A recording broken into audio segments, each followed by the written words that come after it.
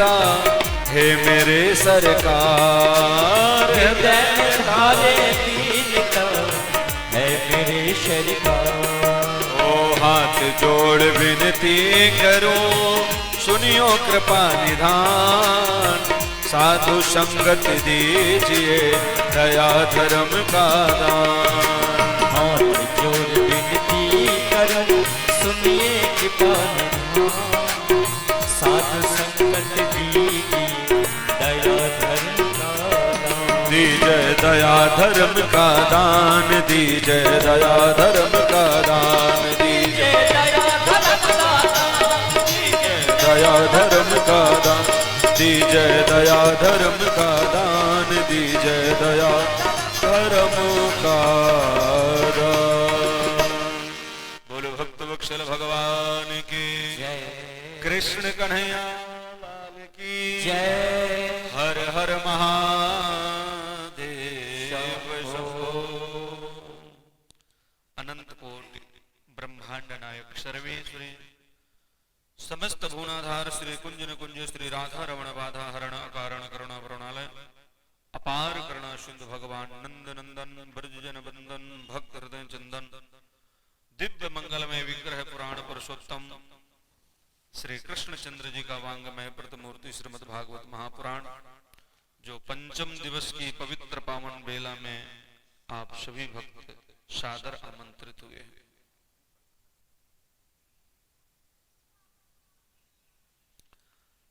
तो कल कथा को कहां पे विराम किया गया था?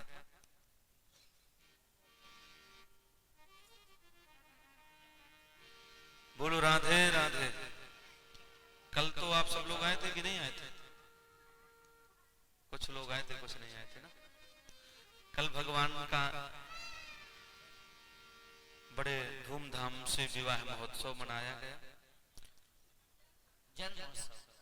हाँ, जन्म महोत्सव। पहले राम जी का जन्म हुआ, फिर भगवान कृष्ण का।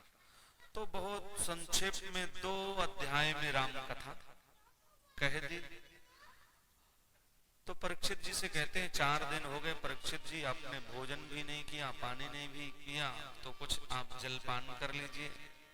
परीक्षित जी कहते हैं प्रभु आप तो विस्तार से सुनाइए, आपने जैसे संक्षेप में सुना दिया ना, हम कृष्ण जन्म को विस्तार से सुनना चाहते हैं।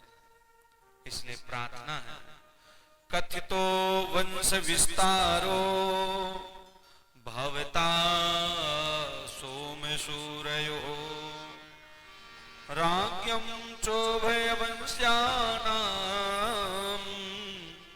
चरितं परमाद्भुतम्।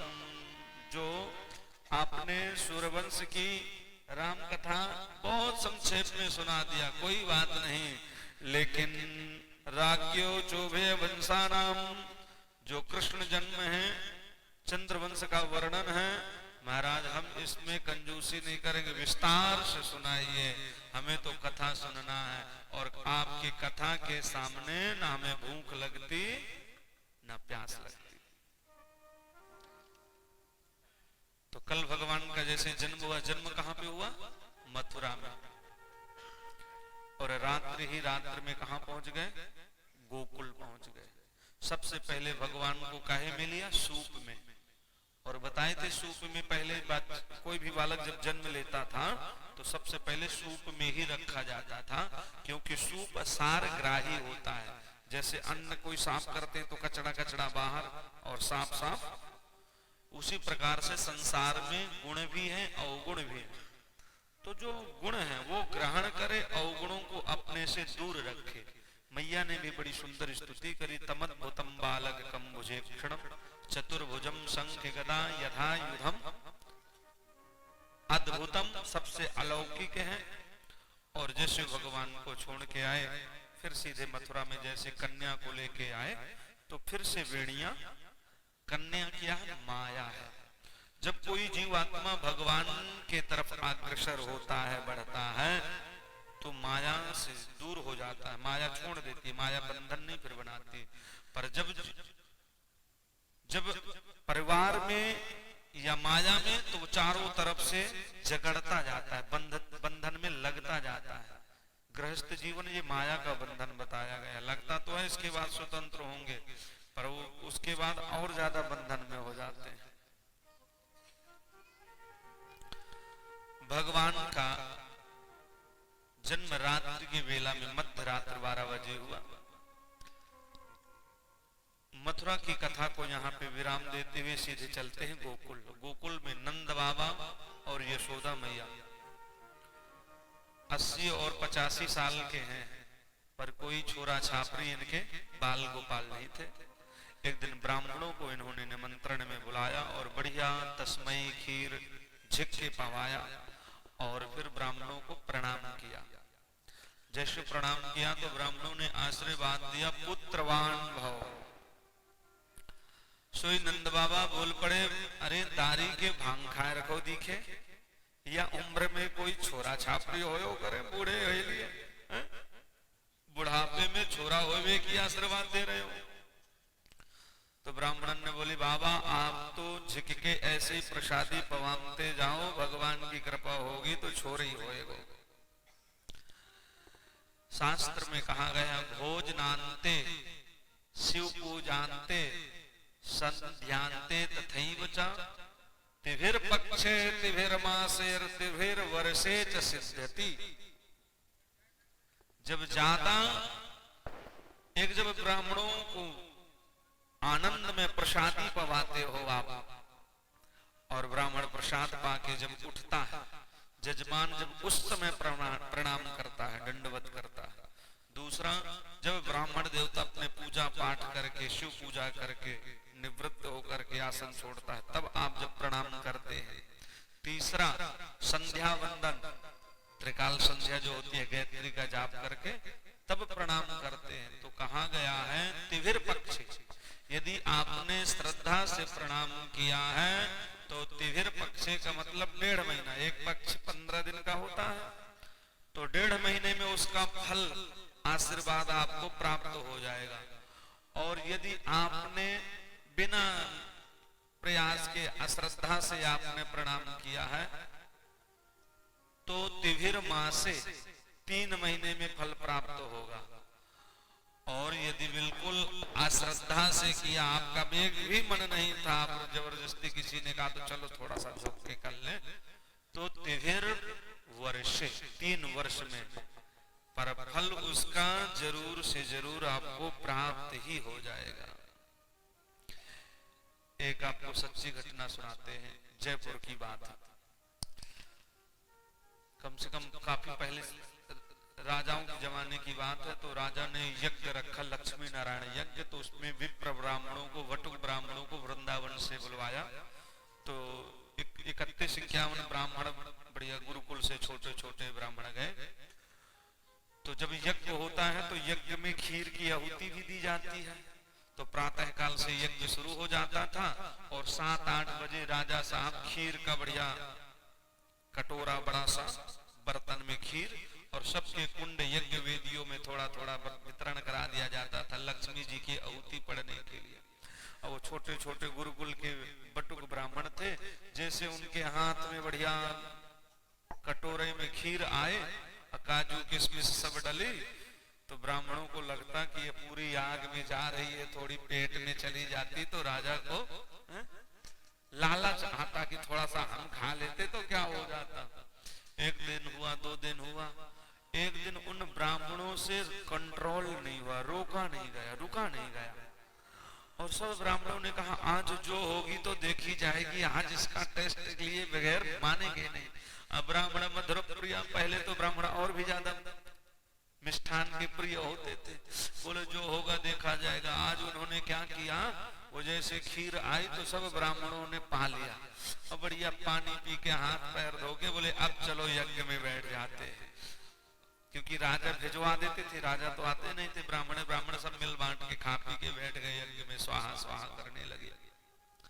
जैसे रात्रि की वेला हुई, महाराज अपने शयन कक्ष में गए, नींद में आए तो नींद में ही लक्ष्मी नारायण भगवान उनके स्वप्न में प्रकट हो गए और आशीर्वाद देते हुए कहा, राजन आज के यज्ञ से मैं बहुत प्रसन्न हूँ, मैं तुम्हें आशीर्वाद देता हूँ तुम्हारे राज्य में कभी भी लक्ष्मी का अभाव नहीं होगा, कभी भी धन की कृपा नहीं, धन का अभाव नहीं होगा, हमेशा धन की कृपा बरसती रहेगी आपके ऊपर। प्रातः काल उठे, राजा बड़े प्रसन्न हुए। राजा ने तुरंत स्नान करके तिलक चंदन लगा के आज स्वयं यज्ञ की तरफ, यज्ञशाला की तरफ चल पड़े ब्राह्मणों से आशीर्वाद लेने के लिए। ब्राह्मणों ने इतना सुंदर यज्ञ किया है, भगवान ने मुझे स्वयं आशीर्वाद दिया, जाऊं ब्राह्मणों को दान दक्षिणा जाके आशीर्वाद लेके आऊं। और जैसे दूर से राजा साहब को आते हुए ब्राह्मणों ने देखा तो अब मन में डर बैठ गया, लगता है किसी ने चुगली कर दी।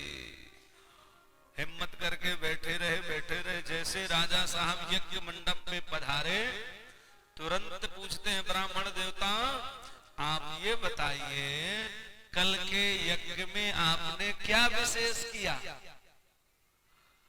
अब तो पूरा यकीन हो गया, जरूर किसी ने चुगली कर दी। अब ये बताएं, इससे पहले हम ही माफी मांग ले तो सही रहेगा।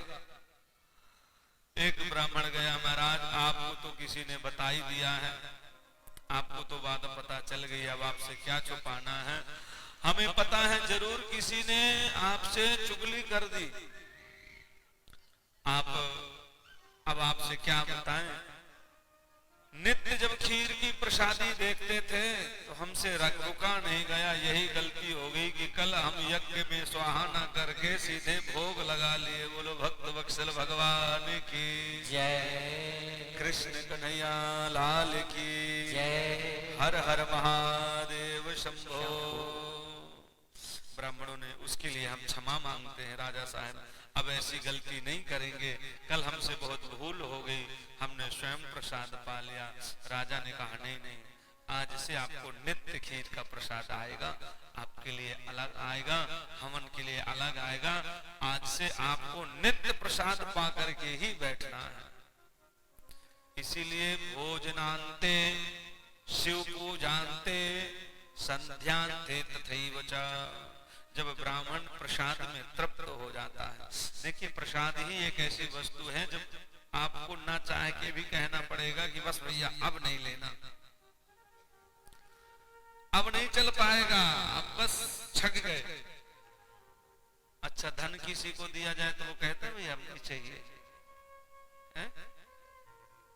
प्रॉपर्टी किसी को दी जाए तो मना करेगा कि बस इतनी हमारे लिए बहुत है, अब इससे ज्यादा नहीं लेंगे हम। वो तो कहता है कि भैया अपना बेच के भी दे दो, पर फिर भी पूर्ति नहीं पड़ेगी। पर प्रसादी ऐसी वस्तु होती है, भोजन ऐसी वस्तु है कि आपको कहना पड़ता है कि नहीं नहीं नहीं बस अब पर्याप्त है। आज यहाँ भी ब्राह्मणों ने जब आशीर्वाद दिया तो ब्राह्मणों के आशीर्वाद को सत्य करने के लिए साक्षात भगवान पधारे हैं। और एक बात और आपसे कह दें, एक ब्राह्मण ही ऐसा होता है जो आशीर्वाद देता है। नहीं किसी का भी बिजनेस देख लीजिए, डॉक्टर होगा, डॉक्टर क्या चाहेगा?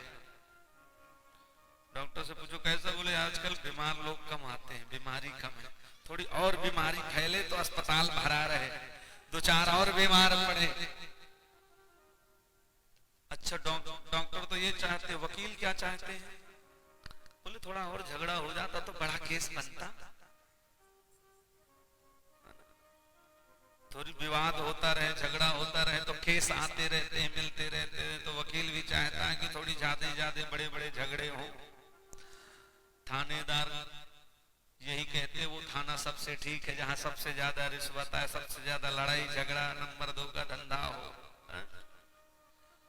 पर ब्राह्मण ही एक ऐसा है जो सबके लिए कामना करता है, सर्वे भवन्तु सुखिनः, हमारे यजमान प्रसन्न रहे, सुख रहे, हमारे यजमानों की वृद्धि हो, इनकी कमाई हो।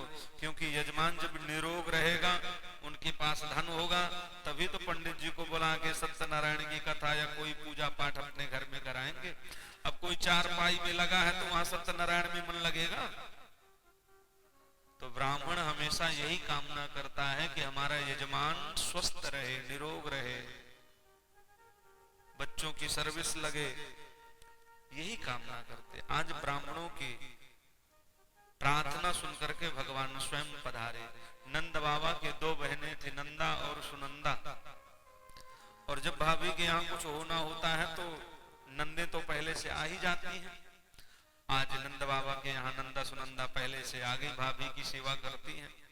एक दिन सुनंदा ने देखा कि भाभी ने तो दरवाजी बंद नहीं कियो, और जैसे प्रातः काल 4 बजे दरवाजा बंद करवे ताई गई कहा, तो उतने में देखो कि भाभी तो खर्राटा लेके सो रही है। खर्राटा जानते हो कि नहीं? और बगल में नीलमणि सो बालक अपने हाथ पावन ने डुलाए रहे हो है। सोई सुनंदा दौड़ के गई तो झीमी झीमी चदरिया ओढ़ रखी थी बालक ने, तो धीरे से उठाती है, थोड़ा उठाती है, फिर ढक देती है, फिर उठाती है, फिर ढक देती है, और प्रार्थना करती है, हे भगवान या बार छोरा निकस आवे। छोरा जानते हो ना, लड़का हो जाए। फिर कितनी लड़की होती रहे कोई मतलब नहीं है। क्यों? बोले जब छोरा होएगो तभी तो नेंग मिलेगो। ना बुझ रहे? कौन सा नेंग चाहिए? अरे चैन में कुछ नहीं। अब तो आप यहाँ चैन में चैन वालों को चैन कहाँ है ना? 9 लखा हार में निगाह रही सीधे। सोई धीरे से उठाती हैं, फिर ढक देती है, फिर उठाते हैं। भगवान मेरे जितने सुकृत हैं, जितने पुण्य हैं, आए भाभी ने लग जाए और छोरा निकस आवे। हिम्मत करके जैसे चदरिया उठाई वैसे किल्ला पड़े, अरे है गयो, है गयो, है गयो, है गयो। ब्रजवासी दौड़े दौड़े आए। बहन कहा भाई? बोले कचूना भयो, यो बता नंद बाबा कितकू हैं? बोले नंद बाबा तो गौशाला में बैठे। सुनंदा दौड़ी दौड़ी गौशाला में गई। अरे बाबा हे गयो। बाबा तुरंत खड़े, लाली कहाँ भयो? बोले यूं बता तू कहाँ देगो? अरे बोले चल जीते बता कहाँ भाई? बोले नेको ना बताऊं। नंद बाबा ने तिजोरी की चाबी फेंकते हुए हाथ में देते हुए, बहन जो भावे सो ले लियो, पर यूं बता कहाँ भयो? सोई चिल्ला पड़ी, अरे बाबा छोरा भयो है, छोरा। और छोरा को नाम सुनते नंद बाबा ऐसे खड़े हो गए जैसे 18 साल को बालक होयो करेगा। और तुरंत देखवे ताई जब जाए लगे ब्रजवास ने रोके, बाबा ऐसे ना देखो करे अपनो छोरा, तो रीत रिवाज होयो करे। जल्दी से जाके यमुना मैया में डुबकी लगा के आओ। नंद बाबा ने तुरंत 108 डुबकी लगाई। पीली पीली बगलबंदी, पीली पीली धोती, थापक धुआ चंदन माला, इत्र में मूछन से ताऊ दियो, पगड़ी बांधी, सज धज के। एक छोरा ने बोला, बाबा छोरा ने कितकू वही हो, देख मैं कैसे लग रहे हूँ। छोरा ने कही सांची सांची कह दो, बाबा आप तो ऐसे दिख रहे, ऐसे लग रहे जैसे अब हाल ही ब्याह भयो। मेलाला अब जैसे जायवे लग गए। एक ब्रजवासी ने कही, बाबा ऐसे ना जायो करें, तो अपने सिर में दूध दही माखन की मटकी रख के जाने पड़े।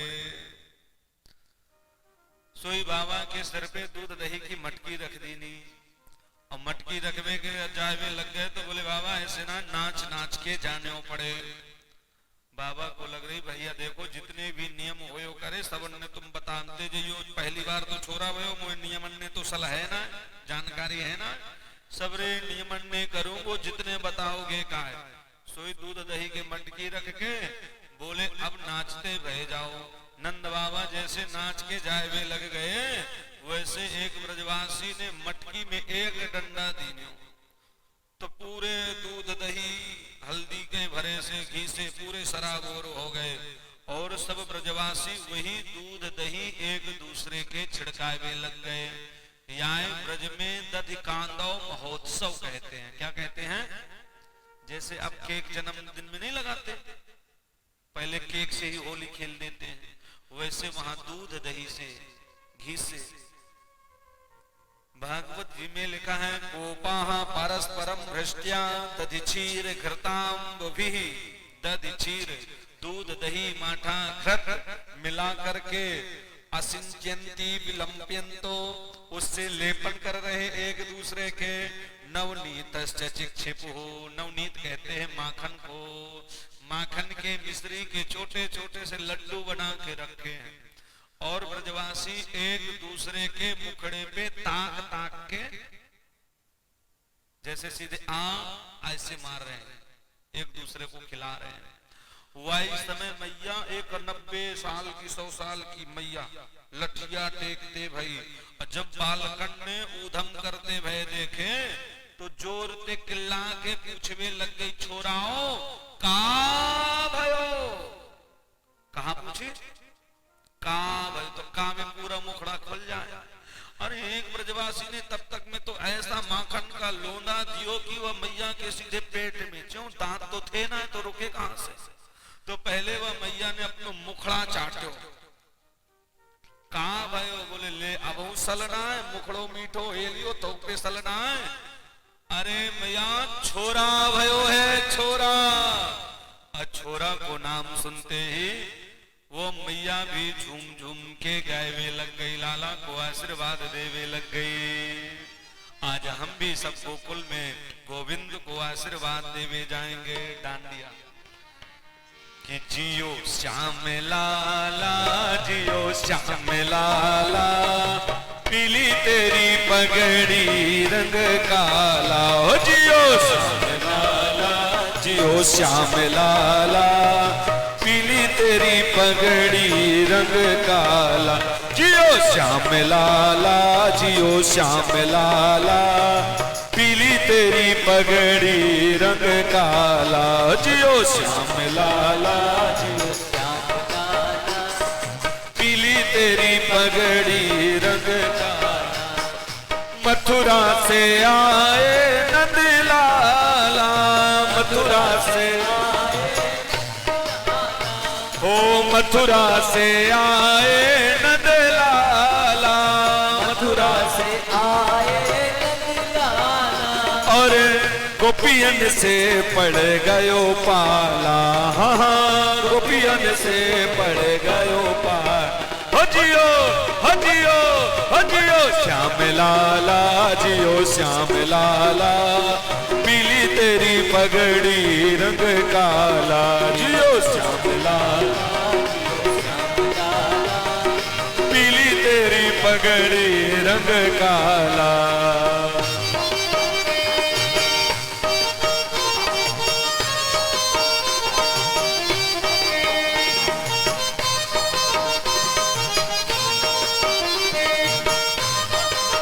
बके हरिलाल की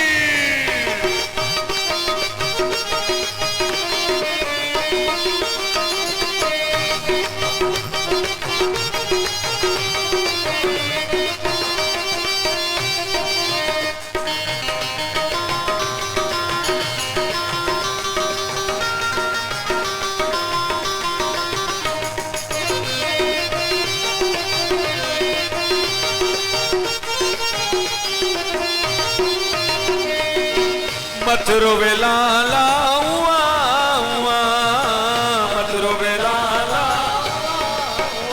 हो, मत रोवे कान्हा हुआ हुआ, मत रोवे कान्हा तोहे समझावे है सुनंदा बुआ, तोहे समझावे है बुआ। हो जियो, हो जियो, हो जियो श्याम लाला, जियो श्याम लाला, पीली तेरी पगड़ी रंग काला। जियो श्याम लाला, पीली तेरी पगड़ी रंग काला।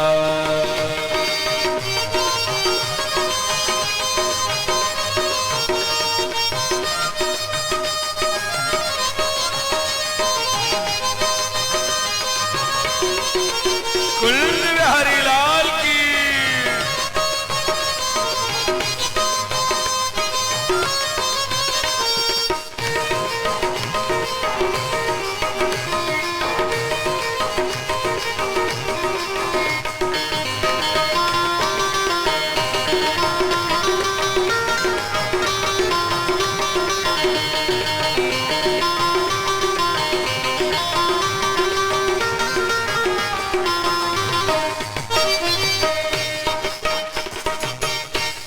जलेबी पूड़ी लाडू पुआ, खीर जलेबी पूड़ी लाडू पुआ, खीर जलेबी पूड़ी लाडू पुआ, खीर जलेबी पूड़ी लाडू।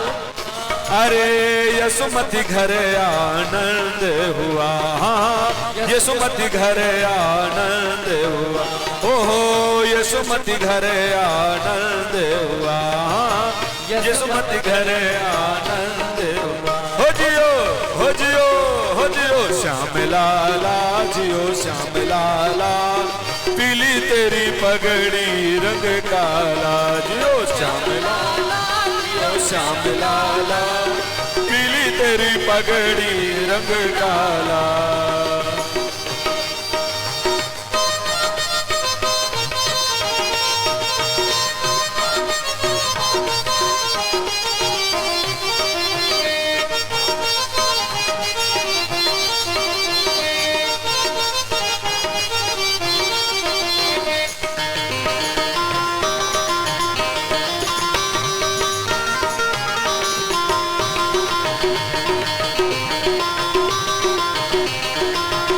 हरि बोल।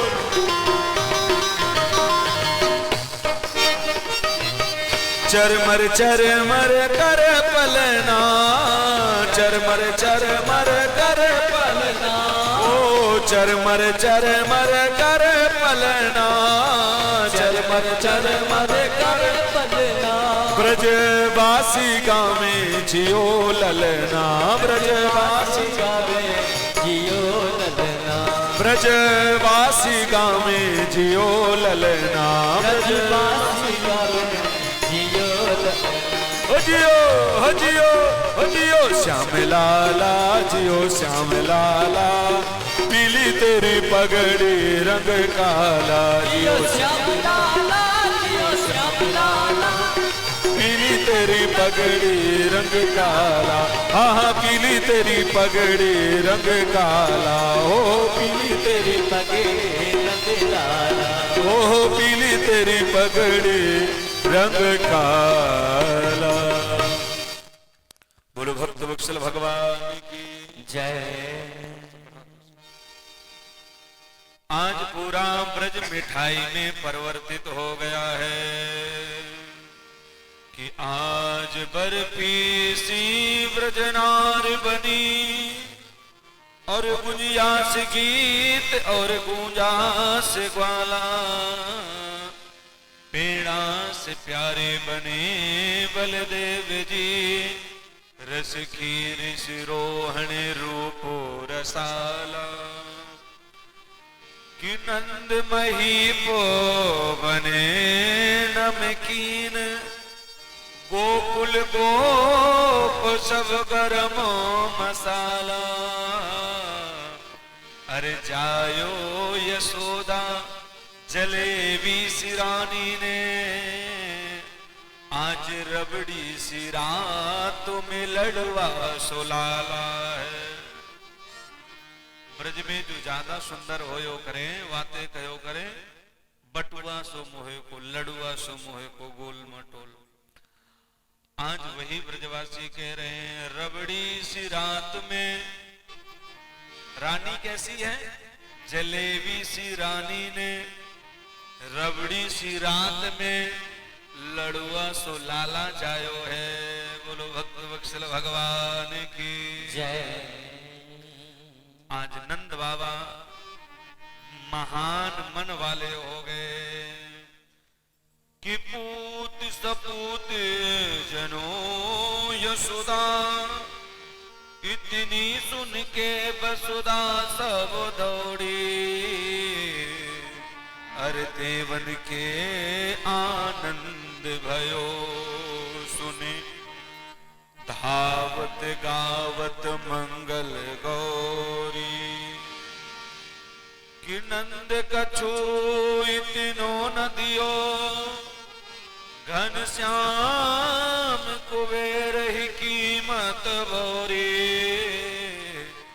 अदेखत मोह लुटाए दियो, न बची बचिया छछिया न पिछोरी।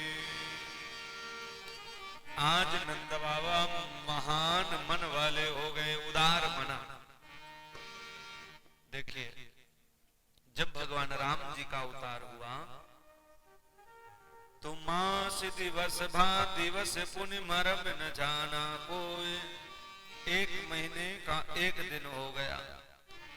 और जब भगवान कृष्ण का अवतार हुआ तो पूरे 6 महीने, कितने महीने? 6 महीने नंद महोत्सव मनाया गया। ब्रज में 6 महीने उत्सव चला। वेद व्यास जी ने नंद महोत्सव का वर्णन 18 श्लोकों में किया है। कितने श्लोकों में? मानो बताना चाहते हैं जो 18,000 श्लोकों का सार है वो है नंद महोत्सव। आपके जीवन का सार है आपकी प्रसन्नता। उत्सव हम लोग जो मनाते हैं बर्थडे बधाई और ये इसे क्या कहते हैं? उत्सव। और यही उत्सव जब भगवान से जुड़ जाते हैं तो क्या बन जाते हैं? महोत्सव। अपने उत्सव को महोत्सव कैसे बनाएं ये कोई नंद बाबा से सीखे।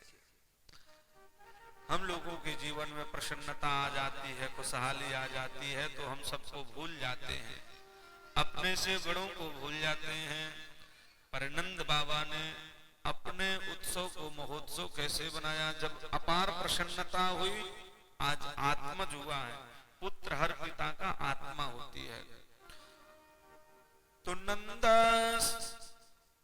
नंदस्त्वात्मज उत्पन्ने जातो ह्लादो महामना अहूय विप्रान वेद ज्ञान स्नाता सुचिर अलंकृता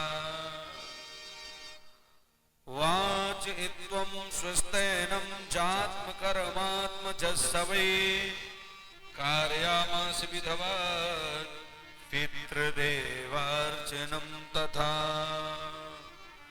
धेनूनां निवते प्रदात विप्रेभ्यासं लंकृते तिलाद्रीन सप्तरत्नोग पौम्बामृतावतान। नंदस्त्वात्मज, आत्मज कहते हैं पुत्र को। आज जब नंद बाबा के लाला का जन्म हुआ तो नंद बाबा महान मन वाले हो गए और उदार मना होकर के सबसे पहले ब्राह्मणों को बुलाया। कैसे ब्राह्मणों को बुलाया? अहूय विप्रान वेद ज्ञान, जो वेद पाठी ब्राह्मण हैं उन ब्राह्मणों को बुलाया। जब ब्राह्मण आ गए तो स्नाता सुचिर अलंकृता, उनको शुद्धिकरण स्नान कराया और वस्त्र आभूषण ब्राह्मण देवताओं को धारण करने के लिए दिया। कभी भी आप अपने यहाँ दरवाजे में ब्राह्मणों को आमंत्रण करें, ब्राह्मणों को बुलाएं तो सबसे पहले कैसे उनकी सेवा सम्मान करना चाहिए ये नंद बाबा से कोई सीखे। हम लोग क्या करते हैं, जैसे पंडित जी को बुलाएं और पंडित जी यदि 10-20 मिनट लेट हो गए तो सबसे पहले अरे पंडित जी बड़ा टाइम लगा दिया, अच्छा जल्दी से निपटा दो ये काम, जल्दी कर दो फिर हमको जाना। आदेश किसे दिया जाता है? नौकर को। आपको ये ज्ञात होना चाहिए कि हमने आचार्य बुलाए हैं कि नौकर। यदि आप आचार्य के साथ नौकरों वाला व्यवहार करोगे तो याद रखना आपको नौकरों वाला ही फल मिलेगा, आचार्य वाला फल प्राप्त नहीं होगा। नियम है कि जब ब्राह्मण देवता आए तो अपनी बात बताते हुए, जल्दीबाजी है तो वो भी उनके सामने दर्शाते हुए फिर आप उनसे इजाजत लीजिए, अनुमति लीजिए। ऐसी बात है प्रभु थोड़ा सा जल्दी होता, फिर आप देख लीजिए जो आप आदेश करेंगे वही हम लोग तैयारी करने में लग जाए। ये नियम होता है। ब्राह्मणों को बुलाया, ब्राह्मण शुद्धिकरण करने के बाद सुंदर आभूषणों को धारण किया है और आभूषण धारण करने के बाद वाच इत्वं स्वस्तेनम, स्वस्ति वाचन का ब्राह्मणों ने पाठ किया। कब पाठ किया? जब वरण हो गया, सुंदर आभूषण पहन लिया, वस्त्र पहन लिए, तब ब्राह्मणों ने स्वस्ति वाचन का पाठ किया। वाच इत्वं स्वस्तेनम जात्म कर्मात्मजस्वै, जात कर्म संस्कार किया। फिर कार्यामास विधवत पितृदेवार्चनम, तथा कुल के देवी देवताओं का, पितरों का पूजन ब्राह्मणों ने करवाया। शास्त्र कहता है कोई भी कार्य हो तो अपने कुल के देवी देवता पितरों का पूजन जरूर करना चाहिए। चाहे बालक का जन्म हुआ हो, चाहे बालक का विवाह संस्कार होने वाला हो, चाहे बर्थडे होने वाला हो, कोई भी शुभ काम हो तो अपने पितरों को भी पूजन करना चाहिए। पितृदेव प्रसन्न रहते हैं। जब ब्राह्मणों ने विधि विधान से पितृदेवों की पूजा करवाई, जात कर्म संस्कार कराया, मंगल पाठ स्वस्ति वाचन का पाठ किया, मंगल कामना की, यजमान स्वस्थ रहे, गोविंद स्वस्थ रहे, ये कामना की। फिर नंद बाबा ने ब्राह्मणों को दान दिया, दक्षिणा दिए। धेनु नाम नियुते प्रताद विप्रेभ्या समलंकृते। धेनु गायों को कहते हैं, गौ माता। नियुते ने समूह के समूह गाय माता। समलंकृते गायों को भी सुंदर अलंकृत किया, रेशमी चादर उड़ाया, उनके सींग सुंदर सुवर्ण से जड़ित करके, खुर चांदी से मढ़वा करके, ये गाय का अलंकार हुआ। और एक ये भी अर्थ है, गाय का अलंकार क्या होता है? बछड़ा, यानी जो बछड़े के सहित गाय है, यानी कि दूध देती गाय बछड़े के सहित अलंकृत, ऐसे शोभायमान गाय, सुंदर सुलक्षणा गाय ब्राह्मणों को नियुक्त यानी झुंड का झुंड प्रदान कर रहे हैं। तिलाद्रेन सप्त रत्नों, तिल के रत्नों के पार्वत बना बना करके, अन्नकूट का पार्वत बना करके, रेशमी चादर बढ़ा करके फिर ब्राह्मणों को दान में दे रहे हैं। बोलो भक्त वत्सल भगवान की जय। जितने भी नंदालय के महल हैं, रास्ताएं हैं, वो सब फूलों से सज रही हैं। ऐसा लग रहा है जैसे रास्ते में भगवान आकाश से पुष्पों की वर्षा कर रहे हों। क्यों लग रहा है? क्योंकि जैसे ब्रजंगनाओं को, ब्रज गोपिकाओं को मालूम चलता है नंद बाबा के यहाँ कन्हैया का जन्म हुआ है, और जो गोपी कन्हैया का दर्शन करके जाती है वो सब सखियों से बताती है, अरे देवी, अरे बहन, ऐसा स्वरूप है, ऐसी भृकुटी है, ऐसे नेत्र हैं, ऐसे अलकावली है, ऐसे घुंघराले केस हैं, ऐसे उनके अधर हैं, ऐसे गोविंद की मुस्कान है। ऐसा लगता है कि बस देखते ही रहो। जो सुनती है उसके मन में उमंग उठती है कि जल्दी से जाएं, और जाती है दर्शन करने के लिए, बधाई देने के लिए, तो सज बज के जाती है। आप लोग बड़ुआ जाते हो बहू बहू देखने, तो कैसे जाते हो? ऐसे बढ़िया थोड़ी सा सज बज के जाते हो। और उस समय गजरा, फूलों का गजरा जानते हो ना, वो गजरा गोपिकाएं गूंथती हैं। और आपने देखा होगा कहीं खुशी खुशी में जाया जाता है तो अपने कदम जल्दी जल्दी अपने आप बढ़ जाते हैं। ध्यान दिया कि नहीं? जैसे छठ के पूजा में मैके जाओ या किसी शादी फंक्शन में मैके जाओ, और मान लो स्टेशन में उतार दिया, और स्टेशन से थोड़ी दूर अपना घर है, तो देखा होगा जो लेने जाता है वो पीछे रह जाता है, और जिसको लेवाने जाता है वो, है ना, जल्दी जल्दी पैर बढ़ जाते हैं। आप लोग जब मैके गई होंगी और थोड़ा से चलना पड़ा होगा तो ध्यान दिया होगा, यदि भाई आए हैं या कोई और आया, झोला लिए आ रहे हैं आपके, तो वो पीछे हो जाते कि नहीं, और आप आगे हो जाते हो। क्यों? क्योंकि जब प्रसन्नता से कदम रखे जाते हैं पता नहीं चलता, जल्दी जल्दी अपने आप बढ़ते हैं। कई बार तो देखते हैं कि आगे बढ़ जाती हैं, फिर रुकती हैं, शर्मा जाती है कि इतनी आगे, फिर इंतजार करती हैं, फिर चलते तो फिर आगे हो जाती हैं। और जब तेजी तेजी चलती हैं गोपिकाएं तो हिलती हैं, और जब हिलती हैं तो आधे फूल उनके रास्ते में ही बिखर जाते हैं। लिखा है गोप्या सुमृष्ट मणिकुंडल निष्के कंठ्या चित्रांबरा चित्रांबरा पत शिखा च्युत माल्य वर्षा। मानो फूलों की, पुष्पों की वर्षा हो रही हो। कहां पर? बोले नंदालयम सवलया ब्रजती विरेजुर लोल कुंडल पयोधर हार शोभा। नंदालयम सवलया, नंदालय के जितने भी मार्ग हैं उन मार्गों में फूलों की वर्षा सी हो रही है। वो फूल भी आज बड़े धन्य हो रहे हैं। आज हम इस मार्ग में गिरेंगे तो कल हम मिट्टी में मिल जाएंगे, और फिर एक दिन इसी मिट्टी में, इसी धूल में गोविंद घुटवन घुटवन चलेंगे, हमें गोविंद का स्पर्श प्राप्त होगा।